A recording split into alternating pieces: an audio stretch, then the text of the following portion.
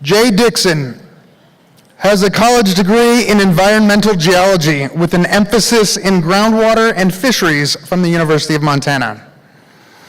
He has been a fly fishing guide. He has been fly fishing since the age of 6 and started tying flies soon after. Jay Dixon owns and operates Dixon Adventures along with his wife and partner in crime, Deb. They live in an off-the-grid solar home they built together in the Sapphire Mountains overlooking the Bitterroot Valley with their 2 boys, Jake and Zack. Please welcome, jeez, oh Pete, I haven't even had a beer today. Please welcome Jay Dixon.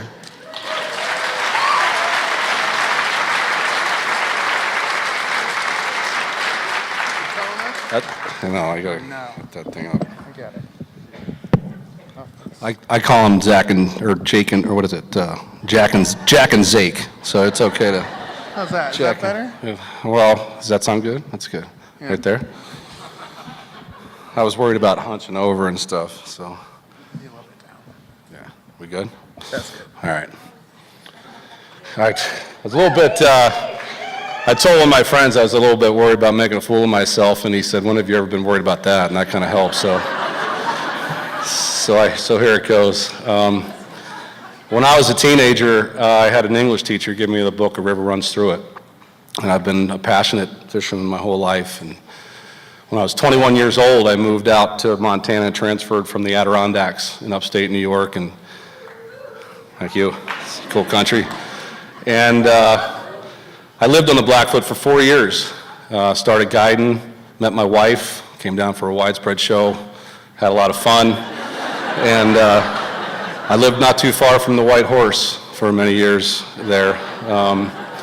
But I got the chance to fish with John McLean in 2004, where he gave me some of Norman's flies that I have, so that's a pretty cool thing after being so close to this since I was young. And I've been now on the water 25 years, and I've got a lot of memories of the Blackfoot, but there's one day in particular that sticks out in my mind that I'll never forget.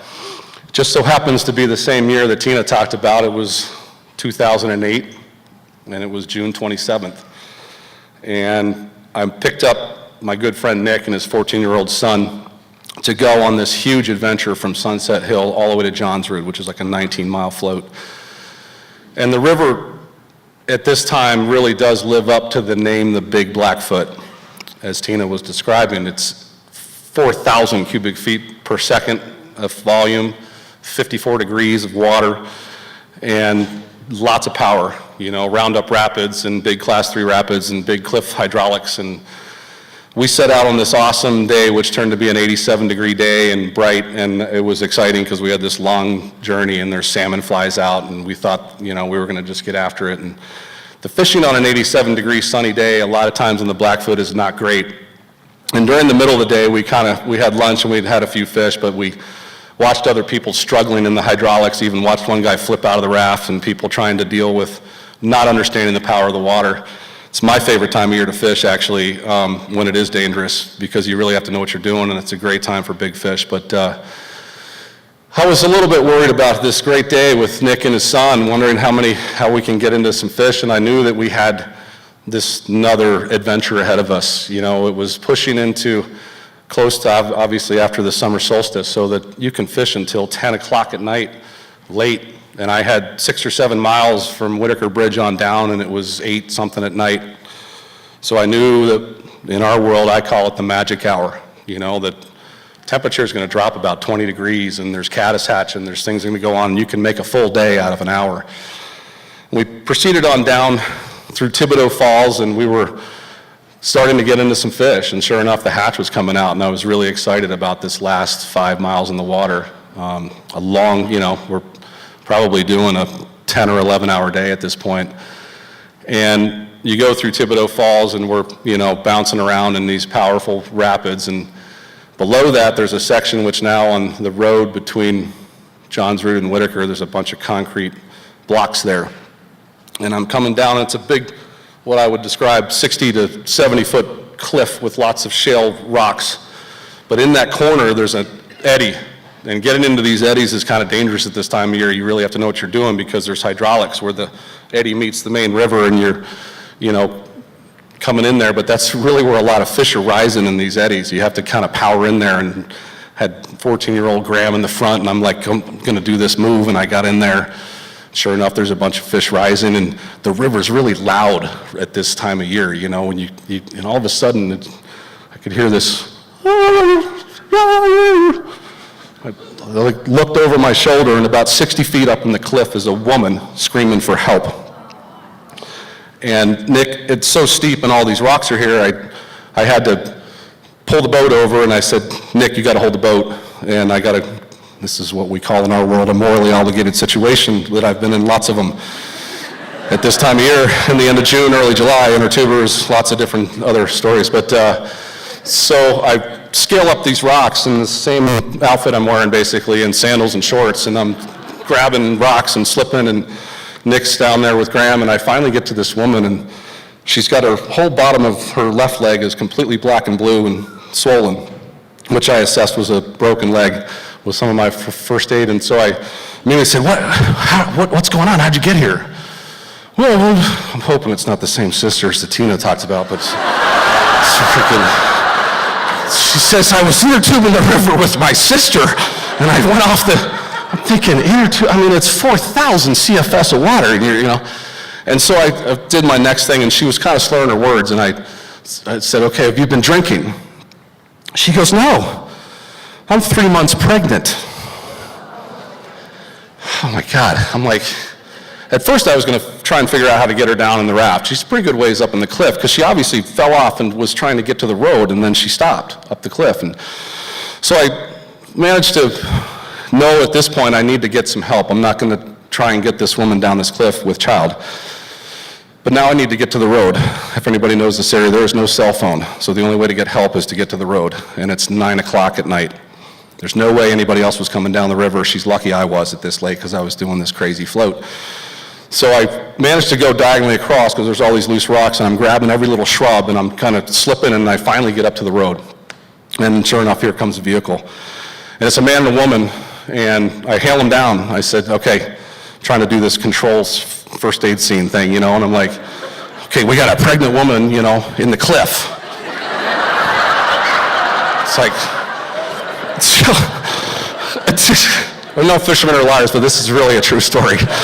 So we get, the woman jumps out of the vehicle right away, and she just runs down to go to this woman without any regard for what I'm saying. No, like a rock could just fall down and hit this woman in the back of the head, but she didn't care what I said and just took off.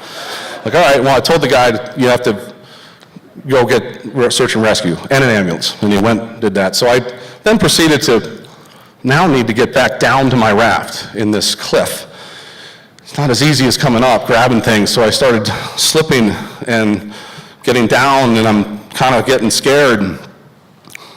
At this point, the woman had made it to the victim, and she yells at me and my customers, what are you doing out here? It's too dangerous, you're gonna hurt somebody. And I'm like, I did not respond to that, and so I'm worried about slipping down this cliff, and that got to be, this point got really, when I go through my emotions, I started having fear, but then I started getting mad because I almost slipped. I have no health insurance, I have 2 kids, it's June 27th.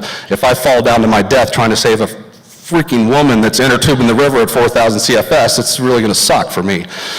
So, but anyway, I finally made it down through all I almost slipped a couple times. It was really scary, and I got down there waiting for search and rescue, and sure enough, Graham was having a ball. He was down there catching trout the whole time, So Nick and I are there, and finally we're waiting, and the other woman's there, and sure enough, search and rescue comes, and a guy goes way down, or upriver, and brings a rope, and they're all up there, and I said, send the ambulance down to where the river meets the road. Because I knew the only way to get this woman out of this situation was to get her in my raft, unless you're using a helicopter or something. So they get, at this point I volunteered to grab the rope and scar up my legs some more, and I got up to a juniper, and we got the rope, and then it said, Graham, I need your sandals, because she's got no sandals on. She's in a bikini, and she is shivering and broken leg, and put Graham's sandals on, got her down to the boat, And at this point, it's dark, and the water's huge. And search and rescue says, "Are you sure you can navigate?" We get her in the front seat, and Graham's gonna sit in the cooler. He says, "You sure you can navigate the river in the dark?"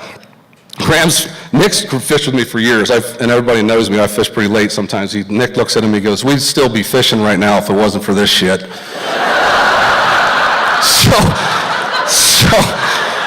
So I looked at him, and I kind of laughed, and I looked at search and rescue, says, "Yeah, I'll get down there." And we got down there, and we got her up, and we got her on this stretcher, and I had to get out, and we got her up, and I remember getting her to the ambulance, and I gave her this hug from behind, and I says, "I got you here, you're safe." And there was dead silence. There was nothing. I turned around, and I shook one of the search and rescue guys' hands, and I got back in the boat and went down the river with Nick and Graham, and we proceeded to think about this crazy scenario, and I was upset that I'd risked my life, and I didn't even get a thank you, or even anything, nothing.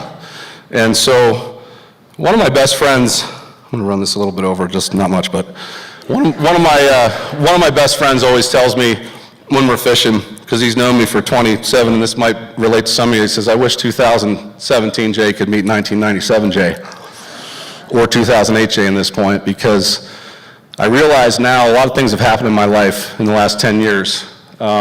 My kids have both lost classmates to car accidents. I tried to save the life of a drunk driver at 2:30 in the morning coming home from Missouri, and blood clot in my leg. There's people that are suffering real traumas, and we've got fires all over the state and hurricanes, and I did what I was supposed to do, and everybody's doing things in these fires and not getting thanked all the time. And so just paying it forward, you should be proud of and happy to do, and be happy about that and not upset if you don't get thanked. That's my story.